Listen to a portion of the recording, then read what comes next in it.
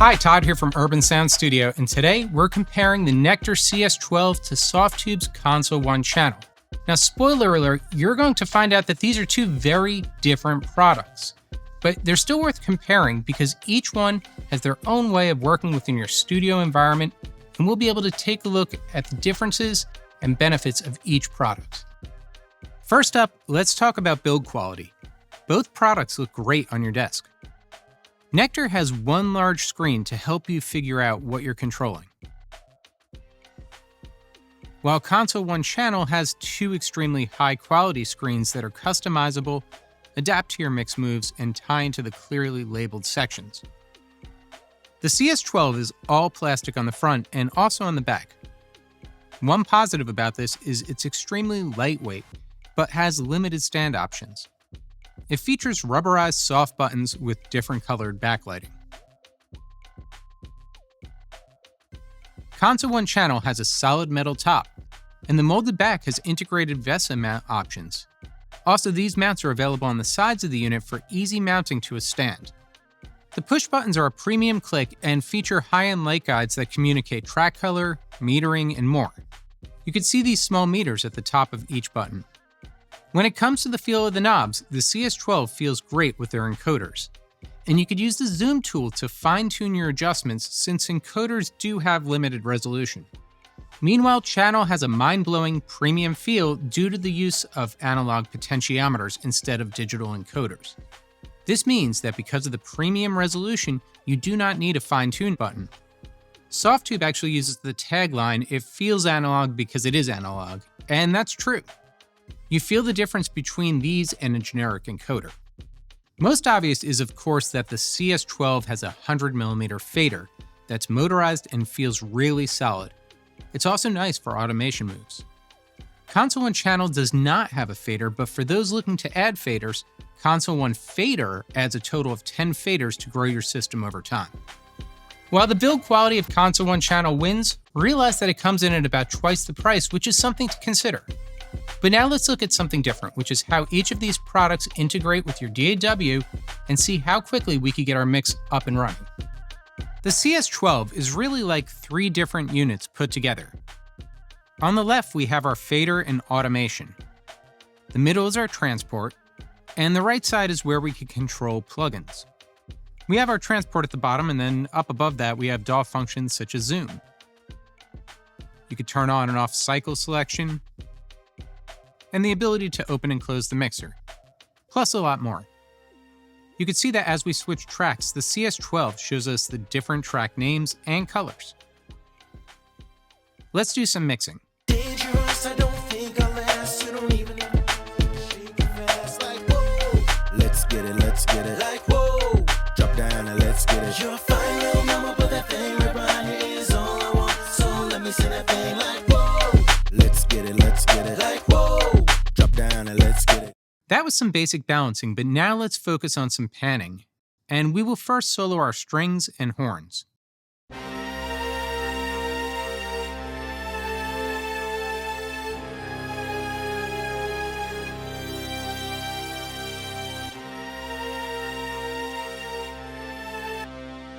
Get low, girl. Let me see you drop it down, drop it down. On the bottom right, I can click to access our sends. I can see the knobs light up so that I can use our aux tracks with reverbs, delays, and more.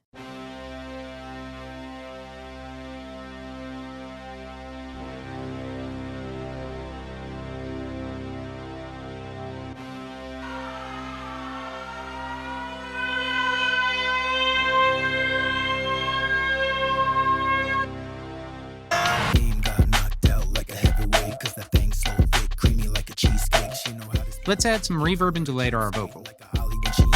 Watch me levitate, no complaints. Iffy, hold up, fake. Don't get it twisted when you shake. Just playing, I love it. Throw it on my plate. And a bit of crush station to our drums. You're dangerous, I don't think I'll last. You don't even have to ask, just shake it fast. Like whoa. Let's get it. Like whoa. Drop down and let's get it. One thing to point out is that I'm currently in Logic, and the CS12 only works in Logic and Cubase. Let's jump over to Console 1 channel, which can be used with any DAW. Now, some DAWs work differently in terms of how they get their control. For example, Pro Tools, you might want Console 1 Fader to access Pro Tools Huey mode, while other DAWs such as Logic and Cubase just connect and work instantly. One of the things that is super fast about Console 1 is having the dedicated track select at the top, where I can get the track name and color on the screens, as well as the color changing on the track selectors at the top. My track volume, pan, solo, and mute are all on the right side. Let's mix. Dangerous, I don't think I'll last. You don't even have to ask, just shake it fast. Let's get it, let's get it. Like, whoa, drop down and let's get it. You're a fine little mama, but that thing. So let me see that thing like, whoa. I love the double tap to reset parameters, which is available due to the touch-sensitive knobs. Get it low, girl. Let me see you drop it down to the floor, girl. Get it low, girl. Get it low, girl. Let me see you drop it. Channel is super fast, and navigation feels way faster than selecting tracks on the CS12. To the floor, girl. Get it low, girl. Get it low, girl. Let me see you drop it down, drop it down, drop it down. And if I want to send to aux tracks, I do this with the buttons on the right to switch the mode of that volume knob. Let's try this on our vocals. Dangerous, I don't think I'll last. You don't even have to ask, just shake it fast. Like, whoa. Let's get it, let's get it. Like, whoa. Drop down and let's get it. You're a fine little mama, but that thing right behind you is all I want. So let me see that thing like, whoa. Let's get it, let's get it. Like, whoa. Drop down and let's get it. I would say that when it comes to balancing tracks and basic control, this is an even tie. Of course, if transport is important to you, the CS12 does this, and Console 1 Channel does not, as it's intended to reproduce a clear channel strip style workflow rather than being a one-size-fits-all product. Now let's see how we could tweak or fix our audio with some processing, and this is where these two products really start to differ. The CS12 follows the plugins you insert on each track. This means you need to use your mouse, then insert a plugin, and then you could use the 12 knobs to adjust the plugins. Let's go to our strings and add an EQ. And now you can see the EQ parameters are mapped.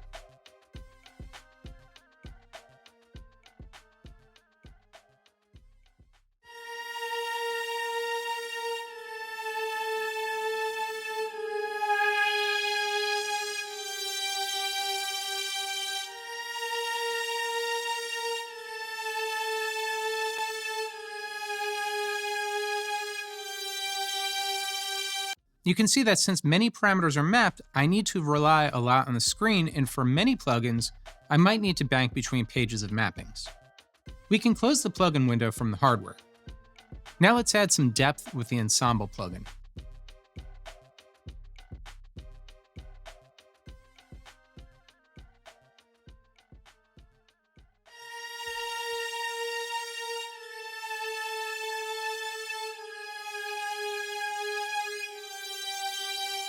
You can see that the controls are mapped, but they're a little more difficult to find since the parameters do not come in the order I'd expect.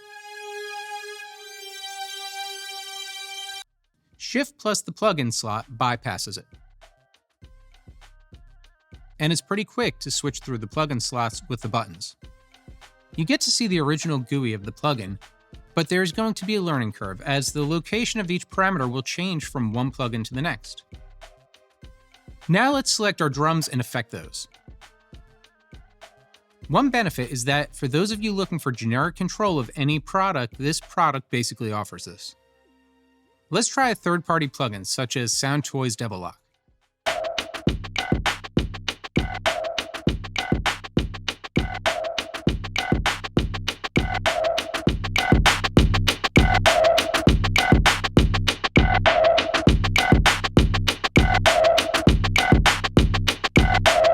That was pretty easy. Now let's add the UADX Fairchild. Of course, as plugins open and are different sizes, I might need to move them and resize them.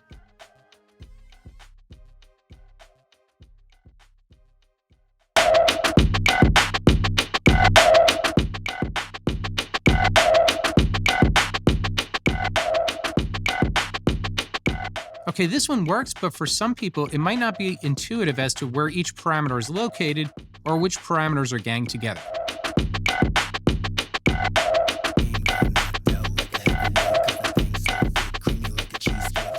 so switching between plugins is fine, but you can't swap the positions or load directly from the hardware. Hold up, fake.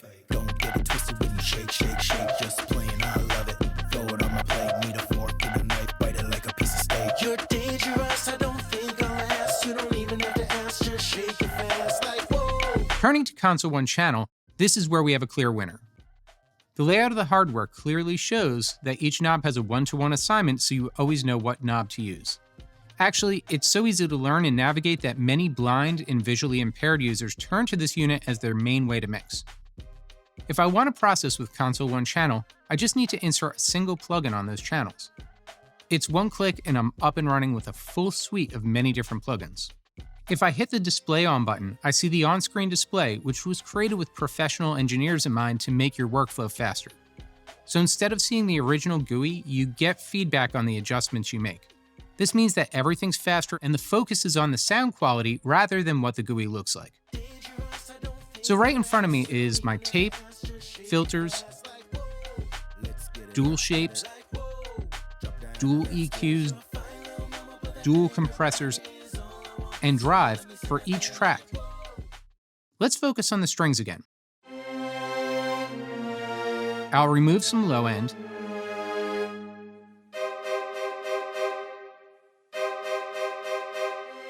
filter out a resonance with a modern EQ, and then open up the top end with a vintage EQ. Now let's send to some reverb and delays.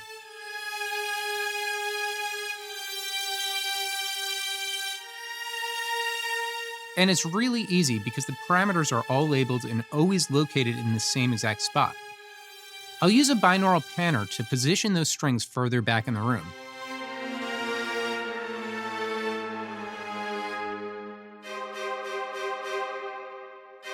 Now I'll widen them to make space for my vocal in the center.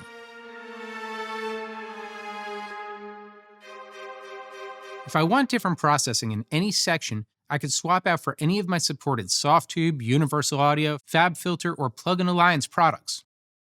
Let's mix the drums. I can add some tape saturation on the front end.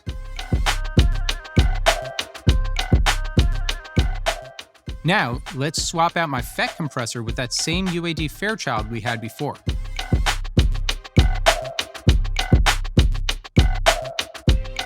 Notice all of the parameters are mapped into the correct spot on the compressor section.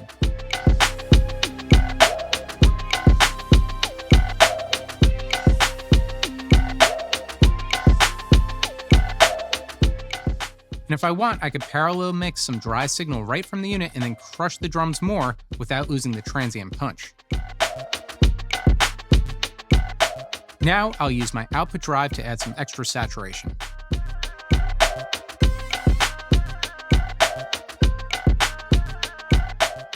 And we'll finish it off with even more vibe with the FabFilter Volcano in the EQ spot.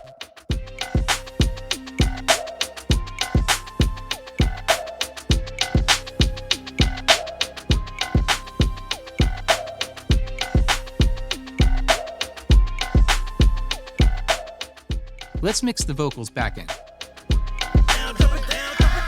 Dangerous, I don't think I'll last. You don't even have to ask, just shake it fast, like whoa. Let's get it, like whoa. Drop down and let's get it. You're a fine little mama, but that thing right behind you is all I want. So let me see that thing, like whoa. Let's get it, like whoa. Drop down and let's get it. Get it low, girl. Get it low, girl. Let me see you drop it down to the floor, girl. Get it low, girl. Get it low, girl. Let me see you drop it down to the floor, girl. Get it low, girl. Get it low, girl. Let me see you drop it down to the floor, girl. Get it low, girl. Get it low, girl. Let me see you drop it down, drop it down, drop it down. We could see there are some big differences between these two products, but now let's see what each one comes with in terms of included software. The CS12 does not come with any processing. However, as you saw, it's very good for those of you looking to stick with only native DAW plugins such as the EQ or compressors that come with Logic, and then having that control and the visual of the original GUI. And as you saw, you can control many third-party products. The issue here is that the mapping to the 12 generic encoders means you need to look at the screen or relearn each mapping for each plugin. There's a mapping tool that allows you to map other products. However, it then starts to function more like a generic MIDI controller on the right side of the unit. Meanwhile, Channel comes with all of the work done for you, and you get a ton of processing tools that are included, such as tape, preamps, filters, gates, binaural panners, 2 EQs, several compressors, and of course an output drive. And Softube offers different channel strips, such as the channel strip of the SSL 9000, Chandler Limited Zener Bender, or the Empirical Labs Track Pack. And they give you curated consoles at your fingertips to expand your sonic palette.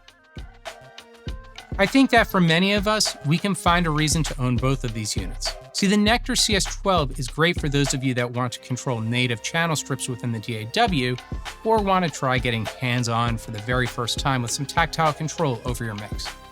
Meanwhile, Console One Channel builds on the pain points of products from the past by taking a look at what they can improve on and giving you the best workflow possible.